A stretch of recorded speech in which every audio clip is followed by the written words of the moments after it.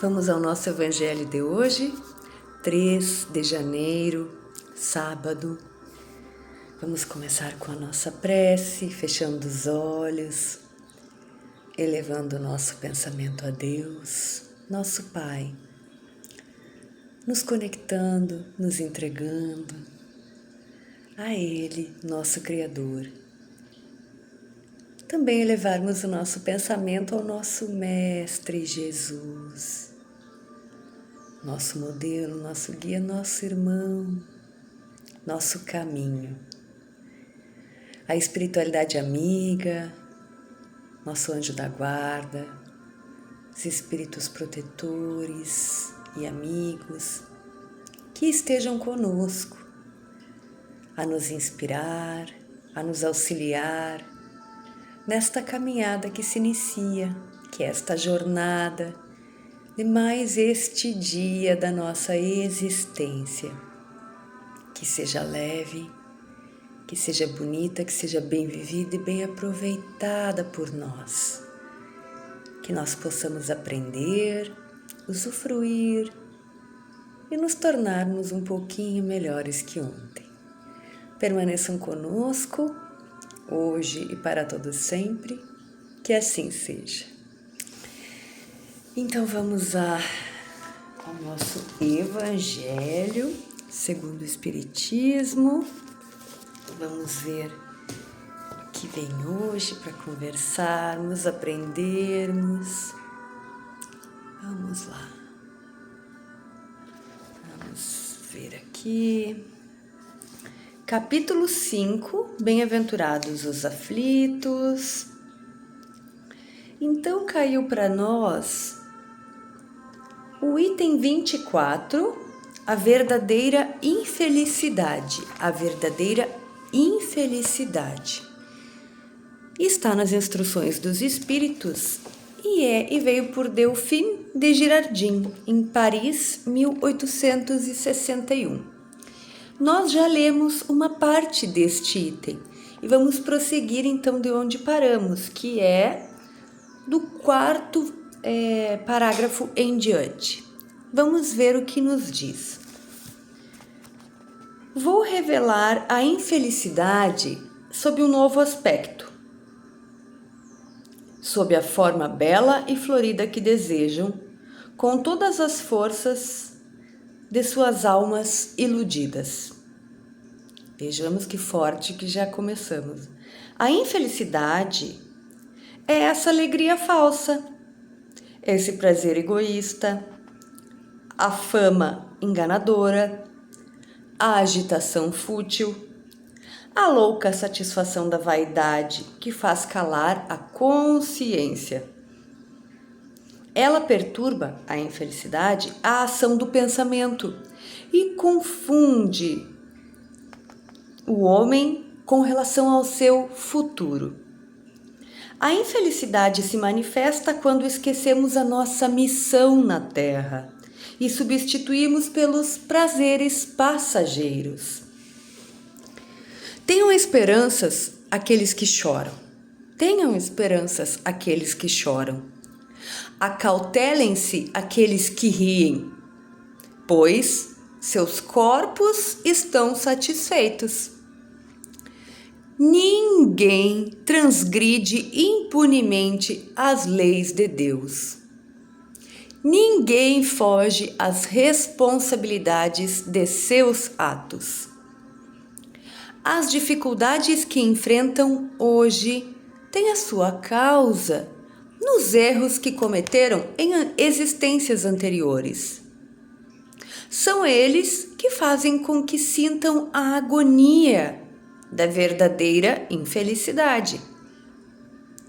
Aquele que trata as coisas espirituais com indiferença e que possui muito apego pelas coisas materiais, mostra ser uma pessoa egoísta.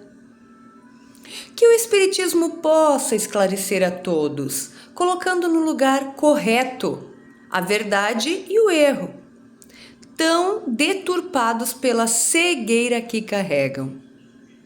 Então, façam como bravo soldado, que em vez de fugir do perigo, prefere lutar em combates arriscados, deixando de lado a paz do acampamento, que não lhe trará nem glórias nem promoções. O que importa ao soldado perder, durante a luta, suas armas e sua farda, desde que saia vencedor em suas glórias? O que importa para aquele que tem fé no futuro deixar no campo de batalha da vida sua fortuna, seu corpo físico, contando que sua alma entre gloriosa no reino dos céus? E aqui termina a nossa leitura. Que coisa mais linda essa leitura, essa reflexão que nos traz Delfim, esse espírito de luz. Então, a Delfim,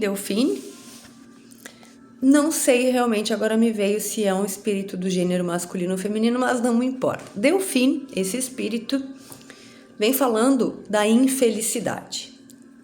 Mais especificamente da verdadeira infelicidade.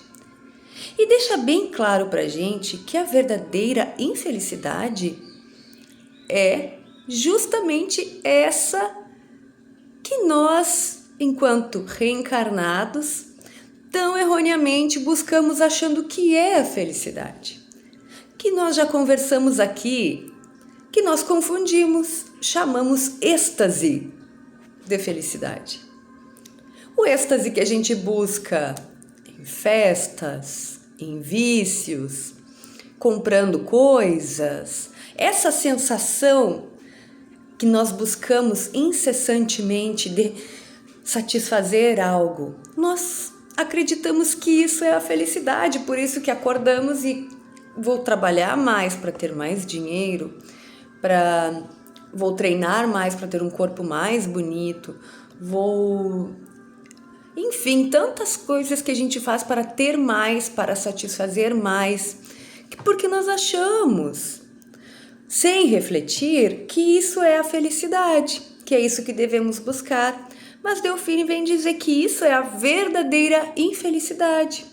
Acaba se tornando a prisão que nós mesmos criamos. Aí fala, é errado? Não. A questão é a forma como nós vemos e nos posicionamos. Tudo são ferramentas que Deus nos empresta, dispõe para os seus filhos, para suas criaturas se desenvolverem. Tudo que existe é permitido, nem tudo nos vai ser interessante usar. Mas nós precisamos entender para que servem aquelas coisas. E fala que enquanto muitos de nós estão ali nessa busca por essas coisas, pobre de nós que estivermos nessa busca, porque seus corpos estão satisfeitos, como diz aqui.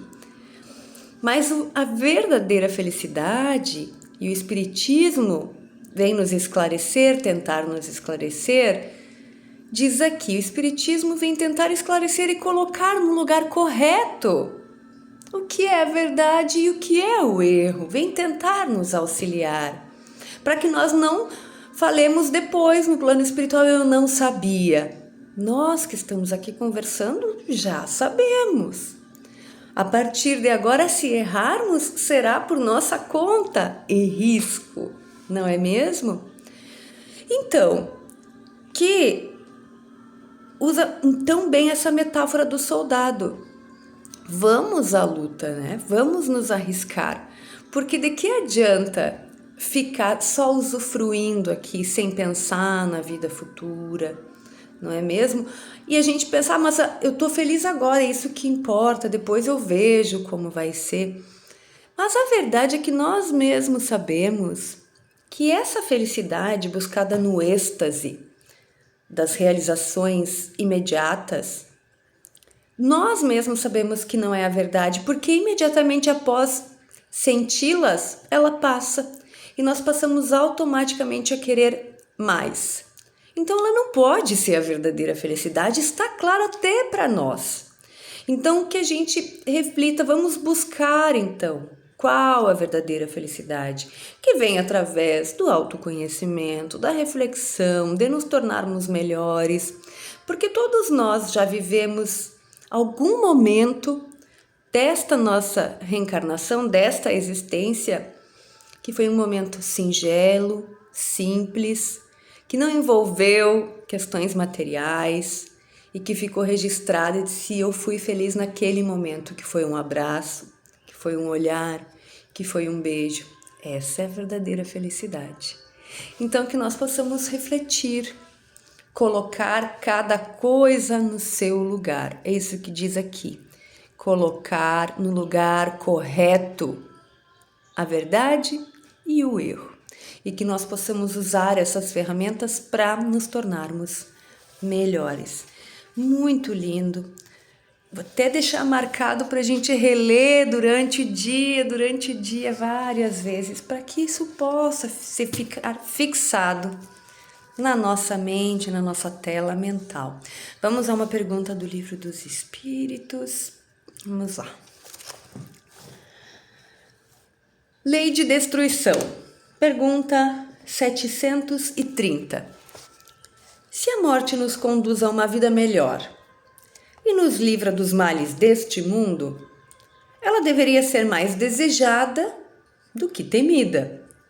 Por que, então, o homem tem um verdadeiro horror instintivo que o faz ficar apreensivo? Então Kardec perguntou, essa foi a pergunta de Kardec aos espíritos. Se a morte é tão boa, né, como fala o plano espiritual, é melhor, é a verdadeira morada, por que que nós, homens, temos tanto medo da morte? Por quê? Tem até um horror instintivo dela.